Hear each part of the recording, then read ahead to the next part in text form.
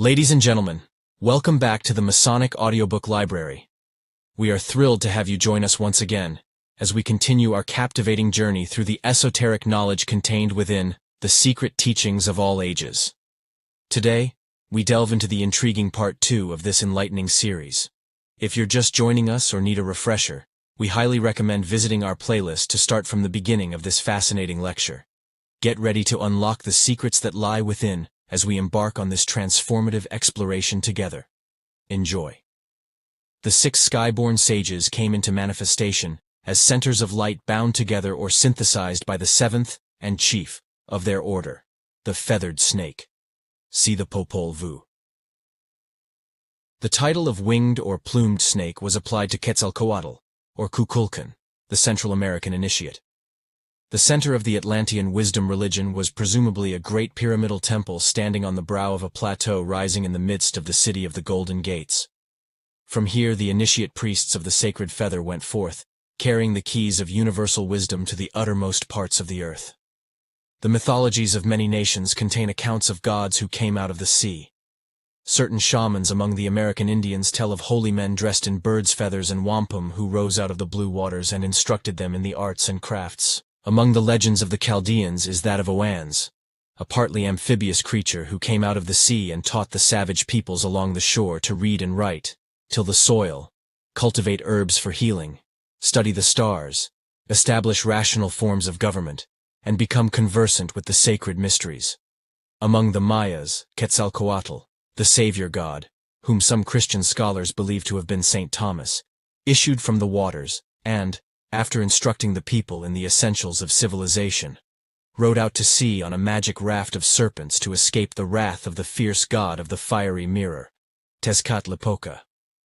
May it not have been that these demigods of a fabulous age, who, Esdras-like, came out of the sea, were Atlantean priests? All that primitive man remembered of the Atlanteans was the glory of their golden ornaments, the transcendency of their wisdom, and the sanctity of their symbols, the cross and the serpent. That they came in ships was soon forgotten, for untutored minds considered even boats as supernatural. Wherever the Atlanteans proselyted, they erected pyramids and temples patterned after the great sanctuary in the City of the Golden Gates. Such is the origin of the pyramids of Egypt, Mexico, and Central America. The mounds in Normandy and Britain, as well as those of the American Indians, are remnants of a similar culture. In the midst of the Atlantean program of world colonization and conversion, the cataclysms which sank Atlantis began. The initiate priests of the sacred feather who promised to come back to their missionary settlements never returned, and after the lapse of centuries tradition preserved only a fantastic account of gods who came from a place where the sea now is. H.P. Blavatsky thus sums up the causes which precipitated the Atlantean disaster. Under the evil insinuations of their demon, Thevatat, the Atlantis race became a nation of wicked magicians. In consequence of this, war was declared, the story of which would be too long to narrate. Its substance may be found in the disfigured allegories of the race of Cain, the giants, and that of Noah and his righteous family. The conflict came to an end by the submersion of the Atlantis, which finds its imitation in the stories of the Babylonian and Mosaic flood. The giants and magicians, and all flesh died, and every man.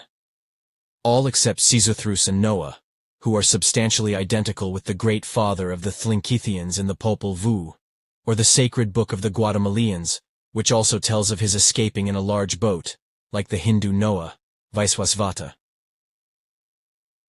See Isis Unveiled. From the Atlanteans the world has received not only the heritage of arts and crafts, philosophies and sciences, ethics and religions, but also the heritage of hate, strife, and perversion. The Atlanteans instigated the first war, and it has been said that all subsequent wars were fought in a fruitless effort to justify the first one and right the wrong which it caused. Before Atlantis sank, its spiritually illumined initiates, who realized that their land was doomed because it had departed from the path of light, withdrew from the ill-fated continent. Carrying with them the sacred and secret doctrine, these Atlanteans established themselves in Egypt, where they became its first divine rulers. Nearly all the great cosmologic myths forming the foundation of the various sacred books of the world are based upon the Atlantean mystery rituals. The myth of the dying god. The myth of Tammuz and Ishtar is one of the earliest examples of the dying god allegory, probably antedating 4000 BC. See Babylonia and Assyria by Lewis Spence. The imperfect condition of the tablets upon which the legends are inscribed makes it impossible to secure more than a fragmentary account of the Tammuz rites. Being the esoteric god of the sun, Tammuz did not occupy a position among the first deities venerated by the Babylonians, who for lack of deeper knowledge looked upon him as a god of agriculture or a vegetation spirit. Originally, he was described as being one of the guardians of the gates of the underworld. Like many other savior gods, he is referred to as a shepherd, or the lord of the shepherd's seat. Tammuz occupies the remarkable position of son and husband of Ishtar, the Babylonian and Assyrian mother goddess. Ishtar, to whom the planar Venus was sacred, was the most widely venerated deity of the Babylonian and Assyrian pantheon. She was probably identical with Ashtaroth, Astarte, and Aphrodite. The story of her descent into the underworld in search presumably for the sacred elixir which alone could restore Tammuz to life is the key to the ritual of her mysteries. Tammuz, whose annual festival took place just before the summer solstice, died in midsummer in the ancient month which bore his name, and was mourned with elaborate ceremonies.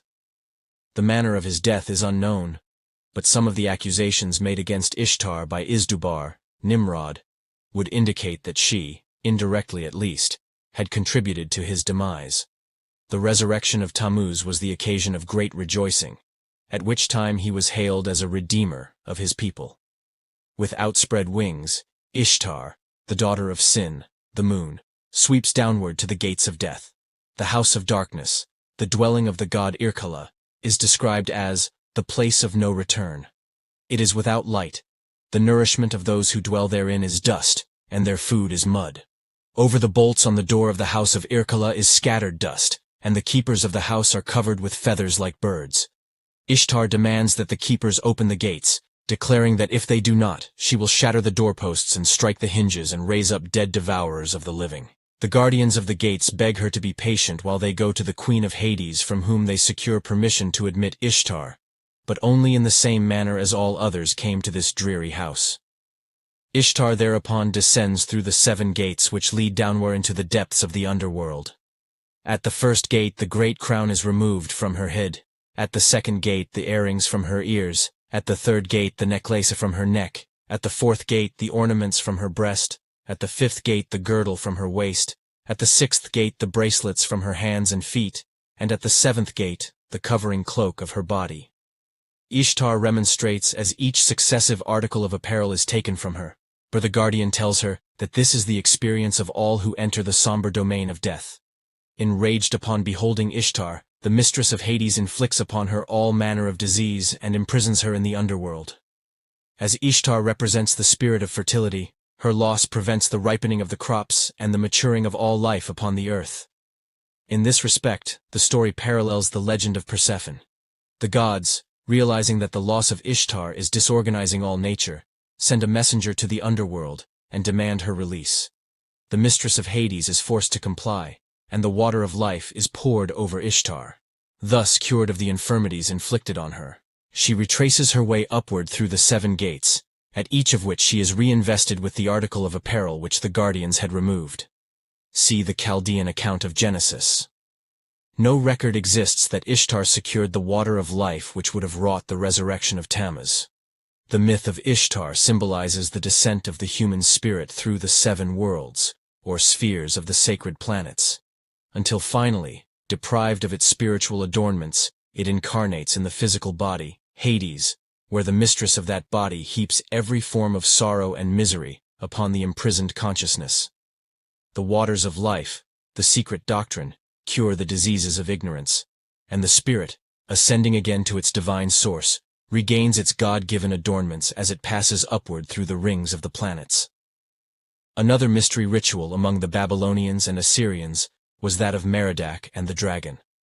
Merodach, the creator of the inferior universe, slays a horrible monster, and out of her body forms the universe.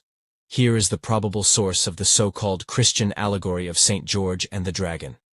The mysteries of Adonis, or Adoni, were celebrated annually in many parts of Egypt, Phoenicia, and Byblos. The name Adonis, or Adoni, means Lord, and was a designation applied to the sun and later borrowed by the Jews as the exoteric name of their god. Smyrna, mother of Adonis, was turned into a tree by the gods, and after a time, the bark burst open and the infant savior issued forth. According to one account, he was liberated by a wild boar, which split the wood of the maternal tree with its tusks. Adonis was born at midnight of the 24th of December, and through his unhappy death, a mystery rite was established that wrought the salvation of his people. In the Jewish month of Tammuz, another name for this deity, he was gored to death by a wild boar sent by the god Mars. The Adoniasmos was the ceremony of lamenting the premature death of the murdered god. In Ezekiel 14, it is written that women were weeping for Tammuz, Adonis, at the north gate of the Lord's house in Jerusalem. Sir James George Fraser cites Jerome thus. He tells us that Bethlehem, the traditionary birthplace of the Lord, was shaded by a grove of that still older Syrian lord, Adonis, and that where the infant Jesus had wept, the lover of Venus was bewailed. See the golden bough. The effigy of a wild boar is said to have been set over one of the gates of Jerusalem in honor of Adonis, and his rites celebrated in the grotto of the Nativity at Bethlehem. Adonis as the gored, or god, man, is one of the keys to Sir Francis Bacon's use of the wild boar in his cryptic symbolism.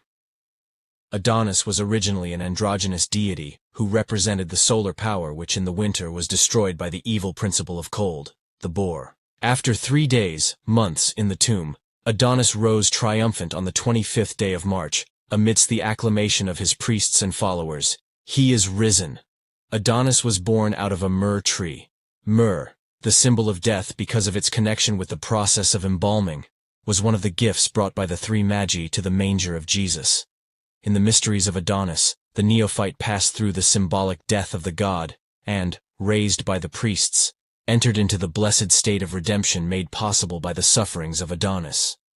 Nearly all authors believe Adonis to have been originally a vegetation god directly connected with the growth and maturing of flowers and fruits. In support of this viewpoint, they describe the gardens of Adonis, which were small baskets of earth in which seeds were planted and nurtured for a period of 8 days. When those plants prematurely died for lack of sufficient earth, they were considered emblematic of the murdered Adonis, and were usually cast into the sea with images of the god. In Phrygia, there existed a remarkable school of religious philosophy, which centered around the life and untimely fate of another savior god, known as Attis, or Attis, by many considered synonymous with Adonis. This deity was born at midnight on the 24th day of December. Of his death, there are 2 accounts. In one, he was gored to death like Adonis. In the other, he emasculated himself under a pine tree, and there died. His body was taken to a cave by the Great Mother, Cybele, where it remained through the ages without decaying. To the rites of Attis, the modern world is indebted for the symbolism of the Christmas tree. Attis imparted his immortality to the tree beneath which he died, and Cybele took the tree with her when she removed the body.